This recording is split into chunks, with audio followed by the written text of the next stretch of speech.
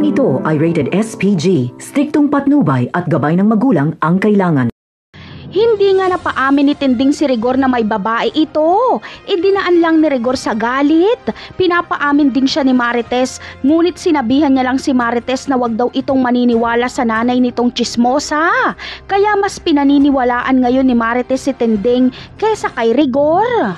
Sa kabilang banda naman ay wala nang ang choice sila Marsing kundi bumalik sa San Dimas sa dati nilang bahay. Makikitulog sila sa bahay nilang si Roda na ang nagmamay-ari. Bagamat papapasukin sila ni Roda, ngunit kapag malaman ni Roda na makikitulog sila Marsing doon ay hindi ito papayag. Bubulyawan ni Roda sila Marsing at sasabihin niyang kinarma na ito.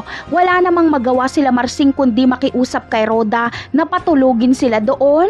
Ngunit dahil tuso at hindi pa nagbabago itong si Roda ay papalayasin niya din agad sila Marsing.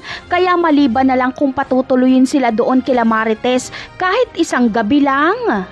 Ngunit kahit makiusap pa sila kila Marites na makitulog ay hindi papayag si Marites dahil nayayabangan sila Marites at Tinding kila Marsing noong may pera pa ito. At matatandaan natin na tinaasan nila Marsing ang upa sa palengke para lang gantihan sila Tinding. Napakarami pa nating dapat abangan sa mga susunod na episode. Paalam!